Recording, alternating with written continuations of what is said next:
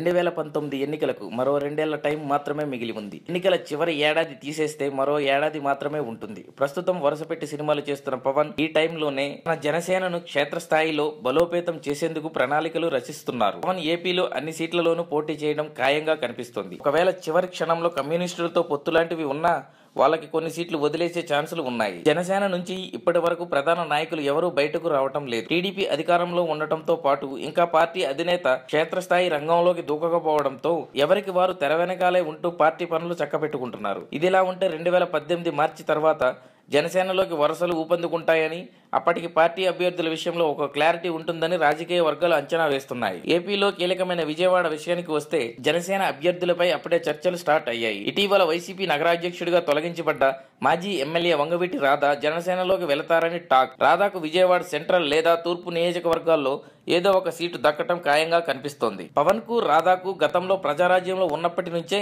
చాలా సన్నిహిత సంబంధాలు ఉన్నాయి. ఇక విజయవాడ సెంట్రల్ నుంచి ప్రస్తుతం టీడీపీ ఎమ్మెల్యేగా ఉన్న బొండా ఉమా చూపులు సైతం జనసేన వైపే ఉన్నాయట. బొండా ఇప్పటికే పవన్ బర్త్డేలకు, పవన్ సినిమాలు రిలీజ్ అయినా ఫ్లెక్సీలు పెట్టడం చేస్తున్నారు. పవన్ కు సపోర్ట్ గా ఓపెన్ గానే మాట్లాడారు. ఎన్నికలకు ముందు బొండా కూడా జనసేనలోకే జంప్ చేస్తారని విజయవాడ వర్గాల్లో రూమర్లు వినిపిస్తున్నాయి. బొండా జనసేనలో చేరితే ఆయనకు సెంట్రల్, రాధాకు తూర్పు టికెట్ ఇస్తారని సమాచారం. For more videos, please subscribe our channel.